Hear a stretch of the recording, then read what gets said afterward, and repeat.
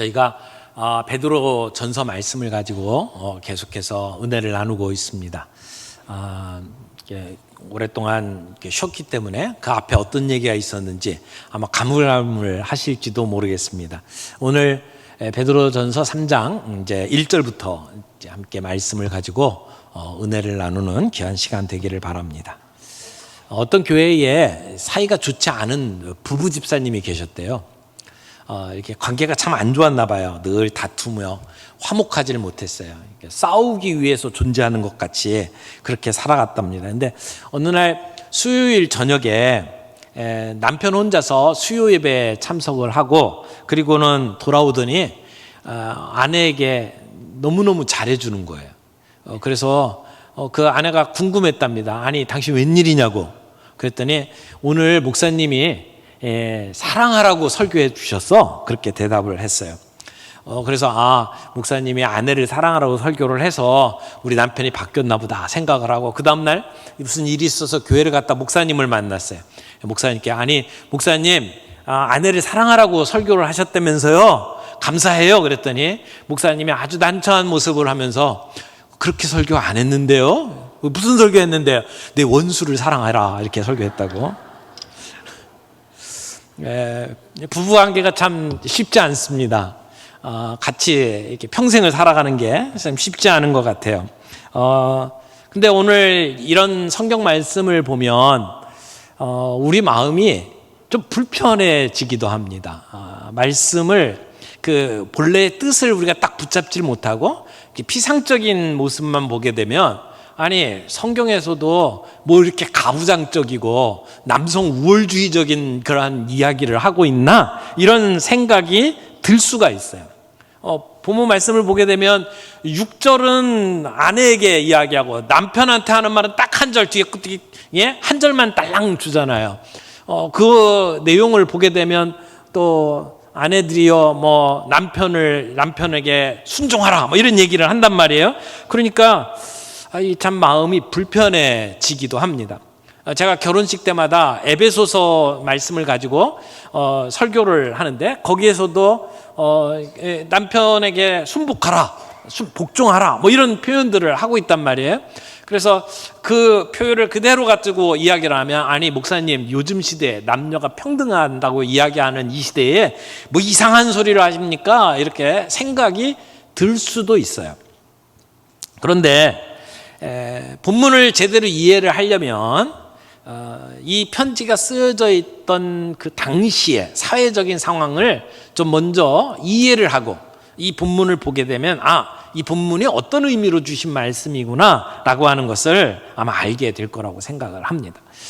이 베드로 전서가 쓰여질 당시 그러니까 주후 60년 70년 요때쯤 그 당시의 사회적인 상황 로마 시대죠. 그 내용을 좀 살펴보면 여성들은 남성에 비해서 너무나 열악한 환경에 처해 있었습니다. 아주 차별 대우를 받고 있었어요. 그래서 그 역사적인 자료들을 쭉 살펴보면 되게 이런 모습이었습니다. 여성들은 법적으로 남성의 보호 아래에 있었습니다. 그래서 여성은 남성의 재산으로 취급받았고요. 그리고 남성은 여성을 보호하고 통제할 수 있는 그런 권리를 가지고 있었어요. 여성들은 재산을 가질 수 있는 권리도 없었고 정치에 참여할 수 있는 권리도 없었어요. 그래서 어떤 소유권을 이게 내 거다라고 주장을 하거나 또는 법정에 나가서 이 사람이 문제가 있다라고 소송을 할 수 있는 것도 없었단 말이에요. 또 선거권도 없었고 공직에 출마할 수도 없었습니다. 그러니까 여성들은 교육도 받지 못했고요. 직업을 가질 수 있는 기회가 아주 제한됐고요. 혹시 직업을 가진다고 하더라도 그 직업은 굉장히 천한 직업이었어요. 뭐 가정부 또는 무용수 그리고 배우 또 뭐 몸 파는 창녀 이런 직업들을 가질 수밖에 없었고 그런 직업들은 사회적으로 아주 천시되었습니다. 그래서 당시 로마의 그 말 가운데 여성의 지위를 명확히 보여주는 이런 얘기들도 있었어요. 아내는 빌려줄 수 있을지언정 돈은 빌려줄 수 없다. 그 정도로 여성의 지위가 아주 비하되었던 그러한 시대였습니다.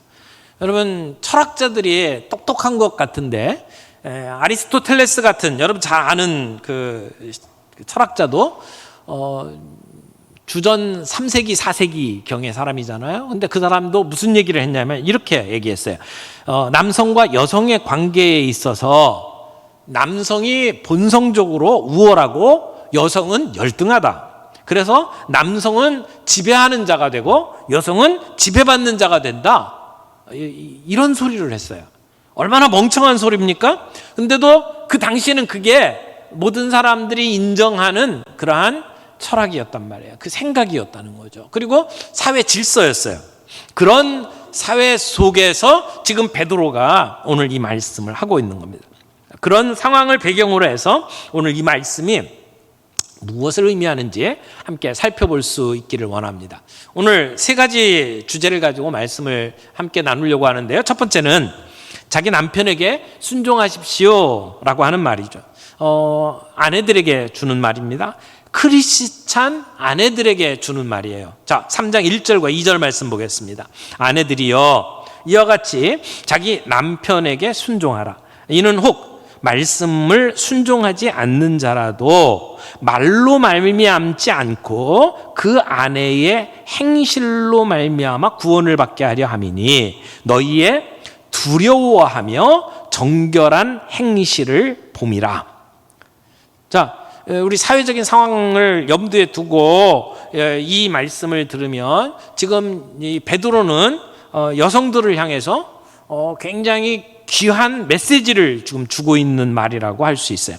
여기 순종하라라고 하는 말의 본래 뜻은 이게 누구의 지위 아래 두라. 그러니까 어떤 그 포지션, 지위 아래 자신을 둔다라고 하는 의미를 가지고 있어요. 그러니까 여기 순종하라라고 하는 것은 질서를 중요하게 여기는 말이다라고 말할 수 있습니다. 그러니까 뭐 시키는 대로 모든 일을 다 해라라고 하는 의미라기보다는 남편의 권위를 인정하라, 질서를 따르라라고 하는 이야기를 하고 있는 겁니다. 근데 그냥 순종하라고 하는 말이 아니고 그 앞에 뭐라고 표현되어 있는지 보세요. 아내들아 이와 같이. 이와 같이라고 하는 말을 하고 있어요. 그러면 이와 같이라는 말은 앞에 어떤 얘기를 했단 말이잖아요. 그러면 앞에 어떤 얘기를 했는지를 생각을 하고 본문을 살펴볼 필요가 있습니다. 바로 앞에는 이제 지금 우리가 3장으로 들어갔잖아요. 2장 뒷부분에는 노예들에게 주는 말씀이었어요. 종들에게 주는 말씀. 이와 같이라고 이야기를 하는데, 근데 종들에게 주셨던 말씀을 기억을 해볼까요? 우리가 7월 첫째 주에 이 앞부분을 함께 다뤘는데, 그때 종들에게 주셨던 말씀이 뭐냐면 너희가 종이니까 주인의 말에 무조건 순종해라 이런 얘기가 아니잖아요. 너희는 하나님의 부르심을 받고 신분이 바뀌었다. 너희는 더 이상 사람의 종이 아니다. 하나님의 종이다. 이런 입장에서 종들에게 주신 말씀을 우리가 보았어요. 그리고는 예수님이 우리를 위해서 그렇게 사셨다라고 하는 예를 들었단 말이에요. 예수님께서 십자가에 못 박혀 돌아가신 것, 순종하신 것은 예수님이 능력이 없어서가 아니고 우리를 구원하시기 위해서 하나님의 뜻에 순종하셨다. 이와 같이라고 하는 말로 우리가 받을 수 있단 말이죠. 그러니까 지금 아내들이 그 당시에 정말 열악한 사회 속에서 어떻게 보면 생존을 위협받고 있는 힘든 상황 속에서 살아가고 있는데 그들을 향해서 이 사회 질서가 그러니까 남편에게 순종하라 그런 얘기가 아니고 너희는 하나님의 특별한 부르심을 받은 사람이다. 너희들은 하나님과의 관계 속에서 부르심을 받았다. 그래서 너희가 누구인지를 제대로 이해하고 그리고 그렇기 때문에 남편의 권위를 인정해줘라 라고 이야기를 하고 있는 거예요. 이와 같이 우리는 우리의 영혼의 목자 대신 우리의 영혼의 감독 대신 주님께 돌아왔어요. 그래서 새로운 신분을 갖게 되었죠. 우리는 하늘 소망을 가지고 살아가는 이 땅에서의 순례자의 삶을 살아갑니다. 그러므로 우리는 자유자입니다. 누구 밑에 억압받으면서 살 존재가 아니라는 겁니다. 우리는 이미 하나님의 백성이 되었다는 겁니다. 그래서 하나님의 종이지 사람의 종이 아니라는 겁니다. 그러므로 우리는 자유가 있어요. 근데 그 자유를 나를 위해서 사용하는 것이 아니라 다른 사람을 위해서 사용하는 것이죠. 그래서 기꺼이 순종하는 삶을 선택하라고 지금 베드로는 이야기를 하는 겁니다. 여기 순종하라라고 하는 말은 여성이 남성보다 열등하기 때문에 남성들에게 순종해야 된다는 이야기가 아니라는 거예요. 어떻게 보면 정말 천대받던 그 시대에 지금 이 하나님의 백성으로 살아가는 그 여성들에게 주는 이 말씀은 어떻게 보면 혁명적인 말이라고 말할 수 있습니다. 근데 이와 같이라고 하는 말은 단지 아내들에게만 해당되는 말이 아니에요. 나중에 7절에 보면 남편들도 이와 같이라고 표현을 하고 있어요. 그러므로 고난받으신 종으로 살아가신 예수 그리스도를 본받아서 이와 같이라고 하는 말로 이 본문을 이해를 한다면, 그래서 우리는 억압받고 그리고 열등하게 사람들에게 취급받는 존재가 아님에도 불구하고 우리는 우리 가정에서 우리의 가정의 머리로 하나님이 주신 그 남편을 인정하면서 살아가자라고 지금 베드로가 이야기를 하고 있는 겁니다. 이것은 남편이 주장할 수 있는 말이 아니고 주님이 주신 명령이죠. 종종 우리 아주 가부장적인 생각을 가지고 아내들을 이렇게 윽박지르면서 살아가고 있는 사람들이 이 본문을 가지고 남편에게 순종해야지라고 얘기하는 그런 의미에서 주신 말씀이 아니라고 하는 것을 우리는 이해할 필요가 있습니다. 3장 1절 다시 한번 보세요. 아내들아 이와 같이 자기 남편에게 순종하라. 이는 혹 말씀을 순종하지 않는 자라도, 이건 남편들을 얘기하는 거죠. 않는 자라도 말로 말미암지 않고, 지금 아내들의 말로 말미암지 않고 그 아내의 행실로 말미암아 구원을 받게 하려 함이니. 지금 남편의 권위를 인정해라 라고 이야기를 하는데 그렇게 순종해야 될 이유로 주신 말씀이 말을 듣지 않는 남편이라고 할지라도 아내의 말이 아니라 아내의 행동을 통해서 구원을 받게 하려 함이니 라고 표현을 하고 있어요. 지금 순종하라 라고 명령을 주시면서 그 명령을 주신 이유, 그렇게 남편의 권위를 인정하면서 살아가도록 하는 이유는 두 가지로 정리를 할 수 있을 것 같아요. 하나는 우리가 하나님을 두려워하면서 살아가는 사람이기 때문이다. 2절 말씀 보세요. 2절. 너희의 두려워하며 정결한 행실을 봄이라. 여기 두려워한다라고 표현했는데 이건 무엇을 두려워한다는 말일까요? 남편이 두려워서 남편에게 순종하라는 말일까요? 여기서 말하는 이 두려워한다라고 하는 것은 남편을 두려워한다는 것을 뜻하는 말이 아니에요. 하나님을 두려워하며, 이런 뜻입니다. 하나님을 두려워하는 것, 그것을 경외라고 표현하죠. 하나님을 경외하는 자이기 때문에, 그래서 하나님과 연관지어서 순종하라, 남편의 권위를 인정하라라고 지금 이야기를 하는 거예요. 마치 그 앞에 종들이 하인들이 순복해야 되는 이유로 두려워하는 삶을 살아야 된다. 근데 주인을 두려워하는 게 아니라 하나님을 두려워하기 때문에 그렇게 살아야 된다라고 이야기를 하는 것처럼 여기서 순종하라라고 하는 것은 남편이 하는 말에 맹종하라, 굴복하라 이런 뜻이 아니라는 것을 우리는 분명히 이해할 필요가 있어요. 하나님이 주신 권위를 인정하라라고 하는 의미로 생각하는 것이 맞다는 겁니다. 그런데 내가 하나님을 두려워하기 때문에 순종해야 된다라고 하는 이유가 있음과 동시에 또 하나의 이유가 있는 것이 지금 1절 뒷부분에 보니까 그 아내의 행실로 말미암아 구원을 받게 하려 함이니라고 이야기해요. 목적이 있다는 거예요. 목적이 있어서 순종하라고 이야기를 하는 겁니다. 예수님께서 하나님께 순종하셨죠. 그러나 예수님이 하나님보다 열등하기 때문에 순종한 게 아니에요. 하나님의 뜻을 이루기 위해서 순종하신 거죠. 우리를 구원하시기 위한 목적을 위해서 십자가에 못 박혀 돌아가신 것이죠. 그와 똑같이 아내가 남편에게 순종하는 것은 아내가 남편보다 열등하기 때문에 못하기 때문이라고 이야기하지 않습니다. 하나님의 뜻을 이루기 위해서. 그 하나님의 뜻 중에 하나가 사람을 살리는 거예요. 여기 특별히 1절 뒷부분에 나오는 남편, 말씀을 듣지 않는 남편이라고 그랬는데 이 말씀이라고 하는 것이 두 가지로 해석이 가능해요. 하나는 하나님의 말씀을 듣지 않는, 그러니까 믿지 않는 이렇게 표현할 수도 있지만, 또 하나는 아내의 말을 듣지 않는 이런 표현으로도 가능해요.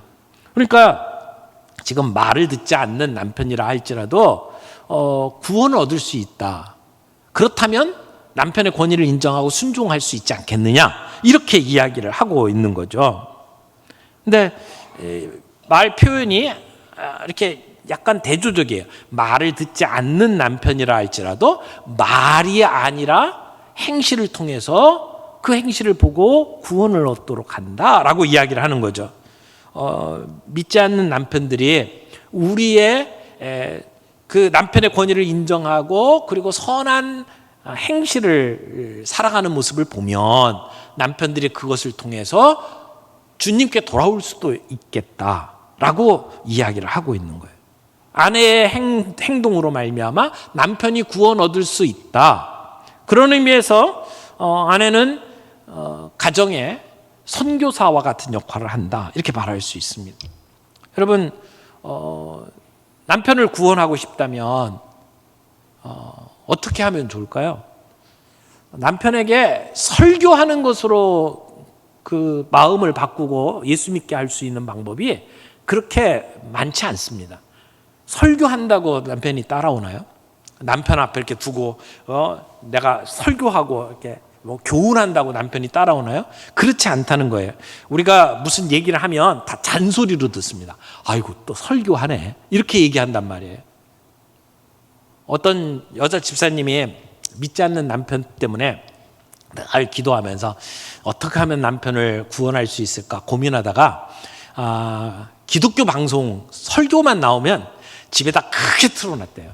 이 설교를 듣고 좀 예수를 믿으면 좋겠다, 아주 크게 틀어놨대요. 그리고는 늘 기도를 하는 거예요. 근데 어느 날 남편이 집을 나갔어요. 아예 안 들어와요. 목사님께 찾아와서, 목사님, 우리 남편이요 들어오질 않아요. 여러분, 그렇게 해서 예수님을 만나고 돌아오면 얼마나 좋겠습니까마는, 어떻게 보면 그렇게 크게 설교를 틀어놓음으로 집에서 쫓아내는 역할밖에 한 게 없잖아요. 설교를 들어서 되는 게 아니라는 것을 우리는 알 수가 있습니다. 우리가 변화되었던 걸 한번 기억을 해보세요. 나에게 설교했던 것으로 내가 변화된 적이 있는지, 내 주변에서 정말 헌신적으로 이타적으로 살아갔던 그 삶의 모습 때문에 우리가 감동받고 변화된 게 훨씬 많지 않습니까? 우리의 삶에 영향을 끼치는 그러한 원동력이 어디에 있는지를 생각을 해본다면, 지금 믿지 아니한 남편과 살아가는 아내가 어떻게 그 사람을 주님 앞으로 인도할 수 있는지 우리가 힌트를 얻을 수 있을 거라고 생각을 합니다. 두 번째, 남편에게 순종하십시오라고 하는 말 다음에 외모보다 내면을 단장하십시오라고 이야기를 해요. 그것이 3절, 4절에 나오는 말씀이죠. 3절, 4절 보겠습니다. 너희의 단장은 머리를 꾸미고 금을 차고 아름다운 옷을 입는 외모로 하지 말고 오직 마음에 숨은 사람을 온유하고 안정한 심령에 썩지 아니할 것으로 하라. 이는 하나님 앞에 값진 것이니라. 그렇다면 그 아내가 아름다운 행실로 남편을 설득해야 되는데, 그럼 뭐에 힘써야 되느냐? 3절과 4절을 얘기를 보면 굉장히 강력하게 대조를 하고 있죠. 3절은 하지 말고, 4절은 뭐뭐를 하라, 이렇게 얘기하고 있어요. 뭐뭇은 하지 말고 뭐뭇은 하라. 우리가 계속해서 에베소서 말씀 공부를 하면서 옛사람을 벗어버리고 새사람을 입으라 라고 이야기를 하는 것하고 같은 맥락이죠. 그런데 뭘 하지 말고 3절에 보면 우리의 단장은 일반적으로 외모를 치장하는 것으로 이야기를 합니다. 그리고 4절에 보면 그런 외모를 치장하는 것 말고 우리 마음에 숨은 사람을, 우리의 내적인 존재를 치장하라고 이야기를 하죠. 그래서 우리의 외적인 것과 우리의 내적인 것을 지금 대조해 가면서 이야기를 하고 있어요. 3절에 너희의 단장은, 이렇게 얘기해서 단장한다라고 하는 표현이 나오는데, 이 단장이라는 말이 헬라어로 코스모스예요. 코스모스. 이제 조금 있으면 가을에 코스모스 많이 필 텐데, 이 코스모스라고 하는 단어의 뜻은 우주라는 뜻입니다. 우주의 질서를 얘기하는 거죠. 근데 거기에서 사실은 여기 단장하다라는 단어가 나왔어요. 화장품을 코스메틱이라고 표현하죠. 그러니까 이 코스모스에서 화장품이라는 이제 단어가 나왔는데, 화장품, 화장한다라고 하는 뜻은 우주의 질서에 맞게 아름답게 만든다, 이런 뜻을 가지고 있어요. 그러니까 화장품을 가지고 얼굴에 이렇게 그림을 그리는데 우주의 질서에 맞게 해야죠. 이상하게 하면 안 됩니다. 근데 여기 외모로 꾸미는 것을 3절에 뭐라고 이야기하냐면, 머리를 꾸미고 금을 차고 아름다운 옷을 입는 외모로 하지 말고. 그러니까 이 당시에 꾸민다 그러면 세 가지가 대표적이었던 것 같아요. 머리를 이렇게 꾸미고, 그 다음에 금붙이 붙이고, 그리고 아름다운 옷을 입고. 이거는 지금 2000년 전이나 지금이나 마찬가지인 것 같아요. 헤어스타일을 잘 이렇게 다듬고, 보석, 금붙이 붙이고, 그리고 패션, 옷을 잘 준비하고. 근데 요즘에는 이게 여성들에게만 해당되는 문제는 아닌 것 같아요. 요즘엔 남자들도 화장을 참 열심히 하더라고요. 남자들 화장품도 굉장히 많이 지금 발전을 했습니다. 근데 지금 베드로가 우리에게 주는 말씀은 이런 것들로 우리의 겉을 꾸미는 일에 우리 에너지를 쓰지 말고 라고 하는 거죠. 이 꾸미지 말라는 얘기는 아예 그런 거 무시하라는 얘기가 아니에요. 이 말씀 때문에 자칫 잘못하면 화장이고 외모 꾸미는 거 아무런 소용도 없다, 이렇게 주장을 할 수도 있는데, 그 얘기는 아니죠. 여러분, 하나님은 우리의 중심을 보시지만 사람은 외모를 보게 돼 있어요. 그래서 사람과의 관계 속에서 우리의 외모를 잘 단정하는 게, 정리를 하고 꾸미는 것은 필요합니다. 그러나 우리의 외모는 오래 가질 못해요. 저도 이렇게 한 두세 달에 한 번씩 파마를 합니다. 제 머리에 대해서 많은 이야기들이 오가는 것을 제가 알고 있습니다. 어떤 분은 저 김명호 목사 머리는 저 가발이다, 뭐 이런 주장을 하시는 분도 있고, 또 제 머리가 새치가 없어요. 아직까지 염색을 안 한 머리입니다. 늘 까만 머리인데, 그것 때문에 이상하다, 이런 생각을 하는 분들도 있는 것을 알고 있습니다. 근데 여러분, 파마를 한다고 해서 그게 오래 갑니까? 왜 이렇게 빨리 이렇게 풀리는지 모르겠어요. 여러분, 우리가 화장을 하고 뭐 해가지고 그게 얼마나 갑니까? 그게 오래 가질 않아요. 외적인 것에 우리가 많은 시간을 투자하는데 그것이 끼치는 영향력은 얼마 가지 못한단 말이에요.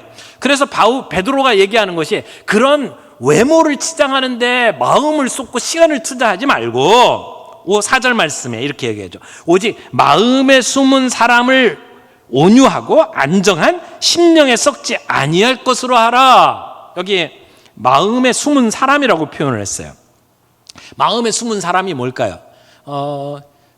바울은 그걸 속사람이라고 표현을 했어요. 고린도후서 4장 16절 말씀에 보면, 이 16절에 이렇게 이야기를 합니다. 그러므로 우리가 낙심하지 아니하노니 우리의 겉사람은 낡아지나 우리의 속사람은 날로 새로워지도다. 여기 우리의 겉사람은 낡아져요. 그런데 우리의 속사람은 날로 새로워진다, 이렇게 표현하죠. 그래서 여기 속사람이라고 표현을 했는데, 이게 베드로가 이야기하고 있는 우리의 마음에 숨은 사람이라고 표현할 수 있어요. 에베소서 3장 16절에서도 사도 바울이 기도하면서 이렇게 하죠. 그의 영광의 풍성함을 따라 그의 성령으로 말미암아 너희 무엇을? 속사람을 능력으로 강건하게 하시오며. 우리의 속사람이 강건해지기를 기도하고 있지 않습니까? 여기서 말하는 이 속사람이 베드로가 이야기하는 우리 내적인 사람, 여기 마음에 숨은 사람이라고 표현하는 것과 동일한 것이다 라고 말할 수 있죠. 그러니까 지금 베드로가 하는 얘기는 겉모습 치장하는데 쓰는 우리의 마음보다 우리의 내면, 우리의 속사람을 강건케 하고 단장하게 하는 데에 신경을 써야 된다라고 이야기를 하는 거죠. 근데 우리의 내면을 뭘로 가꾸라고요? 여기 온유하고 안정한 심령에 썩지 아니할 것으로 하라. 여러분, 여기 온유하다라고 하는 것, 뭐라고 할까요? 이 온유하다라고 하는 것은 어떻게 보면 뭐 나약한 것처럼 보이는 표현처럼 생각을 하는데, 이게 결코 다른 사람들이 요구하는 대로 살아가는 나약한 것을 온유하다고 표현하지 않아요. 사실은 이 온유한 것은 예수님에게 사용됐던 말이죠. 예수님은 온유하신 분이다. 어떤 표현으로 그것을 이야기했냐면, 예수님께서 예루살렘 성에 들어가실 때에 뭐 타고 들어가셨어요? 나귀 타고, 어린 나귀를 타고 들어가셨어요. 예수님은 메시아로 지금 예루살렘에 들어가셔요. 그러면 메시아, 왕으로 오셨으면 예수님은 군마를 타고 그 뒤에 호위무사를 달고 그리고는 당당하게 들어가셔야 되는데, 예수님은 그런 모습으로 들어가시지 않고 사람이 타보지 아니한 어린 나귀, 어떻게 보면 이렇게 나귀를 타면 발이 질질 끌릴 정도로 그렇게 볼품 없는 모습으로 예루살렘에 들어가셨어요. 왜? 예수님은 온유하신 분이다라는 거죠. 그래서 이 온유하다라고 하는 것이 예수님에게 사용됐던 그런 표현을 가지고 지금 아내들에게 온유한 마음으로, 그리고 고요한 마음으로 썩지 아니할 것으로 너희 내면을 치장하라 라고 이야기를 하는 것이죠. 그리고 그것이 하나님께 값진 거래요. 그게 수준이 높은 거래요. 정말 귀한 거래요. 겉으로 아무리 화려하게 단장을 해도 그것들은 다 썩어질 거예요. 얼마 가지 않는다는 거죠. 일시적으로는 감동을 줄 수 있지만 그것이 영원한 감동이 될 수가 없다라는 얘기예요. 그러므로 아내가 그 삶에, 그 마음이 얼마나 내적인 모습이 그렇게 준비되었느냐, 거기에 따라서 남편을 감동시킬 수 있다라고 이야기를 하고 있는 거죠. 그것이 하나님 앞에서 값진 것이다라고 지금 이야기를 하고 있습니다. 그런데 그 말로 끝나지 않고 거기에 하나를 덧붙였어요. 뭐냐면 샘플로 한 여성을 들고 나옵니다. 5절 말씀 보겠습니다. 전에 하나님께 소망을 두었던 거룩한 부녀들도 이와 같이 자기 남편에게 순종함으로 자기를 단장하였나니, 사라가 아브라함을 주라 칭하여 순종한 것 같이 너희는 선을 행하고 아무 두려운 일에도 놀라지 아니하면 그의 딸이 된 것이니라. 여기 전에 하나님께 소망을 두었던 거룩한 여자들이 있었다, 부녀들이 있었다라고 이야기를 하죠. 옛날에 고대 시대에, 지금 이 편지를 쓰고 있던 그 시대보다 훨씬 오래전에 믿음의 선배들이 어떻게 살았는지를 이야기를 하는 거예요. 근데 그런 시대에 대부분의 여성들은 남편에게 모든 걸 걸고 살아갔어요. 혼자서는 살 수 없는 시대. 결혼이 옵션이 아니에요. 누군가와 더불어 살아가야만 목숨을 부지할 수 있었던 시대. 그때는 자기 남편에게 모든 인생을 걸었어요. 그런데 믿음의 여자들은, 부녀들은 어떻게 했다고요? 남편에게 소망을 건 게 아니고 하나님께 소망을 두었대요. 5절 보세요. 전에 하나님께 소망을 두었던 부녀들. 남편에게 소망을 준 게 아니고 하나님께 소망을 두었다는 거죠. 그 사람들도 내면을 단장했는데 어떻게 단장했다고요? 남편에게 순종함으로 단장을 했대요. 그러면서 그 예로 사라가 아브라함을 주라고 불렀다라고 이야기를 합니다. 주. 우리가 하나님을 나의 주라고 고백해요. 그때 사용하는 그 주님이라고 표현할 때는 영어에서 대문자를 써요. 로드라고 할 때 L자가 대문자죠. 근데 사라가 자기의 남편을 보고 주라고 했을 때 그 주님이라고 하는 표현을 쓸 때는 대문자를 쓰는 게 아니에요. 소문자로 주를 사용을 하죠. 근데 종종 사라가 자기 남편을 주라고 했다고 남편들이 아내한테 나한테 주님이라고 불러 뭐 이렇게 이야기하는 이상한 사람들도 있어요. 정신 나간 겁니다. 여기서 말하고 있는 이 주라고 하는 것이 어떤 의미인지를 좀 살펴보십시오. 주라고 부른 게 중요한 게 아니라 그 다음이 참 중요해요. 여러분, 사라가 아브라함을 주라 칭하여 순종한 것 같이 그 다음에 말했어요. 너희는 선을 행하고 아무 두려운 일에도 놀라지 아니하면, 이게 중요한 거죠. 선을 행하고 아무리 두려운 일이라도 놀라지 아니하는 것, 이게 우리를 부르신 부름이라는 거예요. 오늘 우리의 크리스찬 여성들에게 주신 소명이 뭐냐? 이건 남성도 마찬가지예요. 우리에게 부르신 소명이 뭐냐? 선을 행하고 아무 두려운 일에도 놀라지 아니하는 것이라고 이야기를 하는 것이죠. 그러면 우리가 사라의 딸이다라고 이야기를 하는 거예요. 그러니까 그 믿음의 조상들을 따라가는 그러한 자녀들의 모습이다. 여러분, 사라가 남편을 주라고 표현을 했다고 그랬잖아요. 근데 사라 입장에서 아브라함의 모습을 한번 생각을 해보세요. 정말 믿고 따를 만한 사람인가요? 뭐 아무런 대책도 없이 모든 가족을 이끌고 하나님이 가라고 그랬다고 해서 그 알지도 못하는 곳에 어디로 갈지도 모르는데 그 가족들을 끌고 가는 남편을 바라볼 때에 사라의 마음이 얼마나 답답했을까요? 뒤에서 가족들을 돌보는 아내의 입장에서는 안정이라는 게 참 중요하잖아요. 근데 대책이 없이 지금 가는 거예요. 근데 그걸 따라가요. 근데 남편이라고 하는 사람이 목숨이 위태로우니까 자기 아내를 자기 누이라고 속이고, 그리고는 왕한테 자기 아내를 갖다 바쳐요. 그게 남편이에요? 얼마나 속이 상했겠어요. 저걸 믿고 내가 쫓아가? 이런 생각 들지 않겠어요? 그런데 사라가 그런 상황 속에서도 자기 남편을 주라고 이야기를 하는 거예요. 그러니까 사라가 아브라함에게 순종하고 그를 주라고 이야기했던 것은 아브라함이 믿을 만한 사람이었기 때문이라고 생각할 수가 없어요. 어떻게 보면 답답하고 좀 모자란 사람과 같은 그러한 모습의 남편이었잖아요. 아이를 낳지 못하던 사라 입장에서 늘 하나님이 우리에게 주신 하나님의 나라를 꿈꾸면서 민족을 이루게 하겠다라는 꿈을 꾸면서 살아가는 남편에게 미안하니까 자기 여종을 들여 밀잖아요. 오죽하면 자기 여종을 밀어 넣겠어요.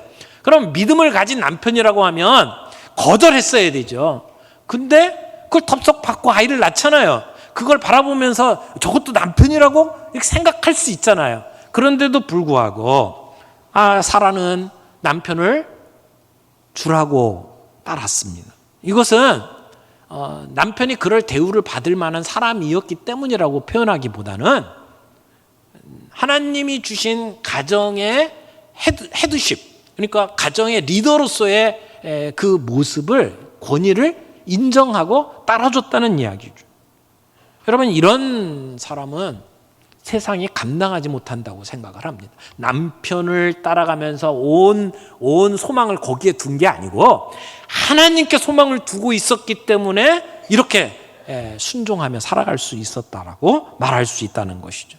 지금 여성들이 정말 비참한 삶을 살고 차별 대우를 받던 그런 시대에 베드로는 순종하라라고 이야기를 하지만 그것이 단순히 시키는 대로 모든 걸 굴종하면서 살아가라라고 하는 얘기가 아니라 내가 하나님의 선택받은 하나님의 백성이기 때문에, 내가 자유인이기 때문에 내가 남편의 구원을 위해서 내가 그 권위를 인정하면서 살아가는 것이 좋겠다라고 말을 하는 것이죠. 그런 면에 있어서 비록 부족한 남편이라 할지라도 권위를 인정하고 그리고 섬기면서 살아가는 그 아내를 통해서 주님을 만나게 되고 변화되는 역사를 경험하는 이 모습으로 지금 베드로가 우리에게 권면을 하고 있다라고 하는 것을 우리가 기억할 필요가 있습니다. 여태까지 우리가 아내에게 주신 말씀을 정리를 했어요. 남편에게 주는 말씀에 한 절이 있어요. 7절 말씀 좀 보겠습니다. 7절, 남편들아 이와 같이 지식을 따라 너희 아내와 동거하고 그를 더 연약한 그릇이요 또 생명의 은혜를 함께 이어받을 자로 알아 귀히 여기라. 이는 너희 기도가 막히지 아니하게 하려 함이라. 핵심을 이야기하자면 이렇게 얘기할 수 있어요. 남편들이여 아내를 귀히 여기십시오. 남편들이여 아내를 귀히 여기십시오. 여기 남편들에 대해서 이야기하는 그 모습, 아내를 어떻게 대해야 되느냐, 크게 몇 가지로 정리를 할 수가 있는데, 하나는 지적인 영역에서 아내에 대해서 연구하십시오라고 얘기를 해요. 본문 말씀 다시 한번 봐요. 이와 같이 지식을 따라 너희 아내와 동거하고, 여기 지식을 따라라고 하는 표현을 쓰고 있죠. 지식을 따라 아내에 대해서 알아야 된다는 이야기예요. 배워야 된다는 말이죠. 여성에 대해서 이해할 수 있어야 된다는 거예요. 지식을 따라. 근데 서로 잘 모르는 경우가 참 많죠. 특별히 남자들이 여성을 잘 몰라요. 뭐 부부 세미나 같은 것을 이렇게 하다 보면 종종 이제 종이를 주고 남성들은 아내에 대해서 써봐라, 여성들은 남편에 대해서 써봐라. 그래서 뭐 남편에 대해서 생년월일 또는 남편의 성격, 결혼 기념일, 뭐 또 상대방의 취미, 상대방이 갖고 있는 소원이 뭔지를 적어봐라. 이런 주제를 가지고 쭉 이렇게 한번 적어보라고 그래요. 그러면 되게 여성분들은 깨알같이 잘 써요. 굉장히 잘 써요. 그런데 남자분들은 이렇게 종이를 쳐다보고 한숨부터 쉬어요. 푹. 그리고는 쓸 말이 없대요. 뭘 알아야지 쓰죠. 그만큼 모르면서 살아가는 경우가 참 많이 있다는 거죠. 그래서 지금 베드로가 우리에게 주는 메시지는 남편들이요, 지식을 따라 아내가 그리고 여성이 어떤 존재인지를 연구하고 배우라는 거예요. 그 다음에 지식을 따라 이제 너희 아내와 뭐 하라고 그랬어요? 동거하고. 동거하라라고 하는 말은 이게 우리의 신체적인 영역에 속하는 말이라고 표현할 수 있는데, 두 가지 의미가 있어요. 동거하라라고 하는 말은 성생활을 의미할 수 있습니다. 성적인 필요를 채워주고 있느냐, 성생활에 책임을 다하고 있느냐라고 하는 의미로도 받을 수 있고, 또 하나는 여기 동거한다라고 하는 말은 시간을 낸다라고 하는 의미도 담고 있어요. 그래서 시간을 내어서 함께하고 있느냐, 남자들이 직장을 위해서 뭘 해라 그러면 목숨을 걸고 시간을 투자합니다. 친구를 만나서 뭐 이렇게 취미 생활하는 것에는 기꺼이 시간을 냅니다. 그런데 아내를 위해서 시간을 내냐라고 하는 부분은 굉장히 인색할 수 있다라는 것이죠. 그래서 정말 아내를 위해서 시간을 내고 있느냐, 우리 이 가정이 하숙집이 아니라 정말 아내와 더불어 함께 살아가는 삶을 나누는 자리냐라고 하는 측면에서 권면을 하고 있다고 생각해요. 아내와 동거하고. 그 다음에 정서적인 부분에서 하나를 다룹니다. 뭐냐면 보십시오.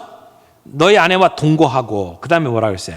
그를 더 연약한 그릇이요 또 생명의 은혜를 함께 이어받을 자로 알아. 어떤 존재로 알라는 거예요? 더 연약한 그릇으로 알래요. 여러분, 더 연약하다는 말의 전제 조건은 남편도 연약한 존재라는 얘기예요.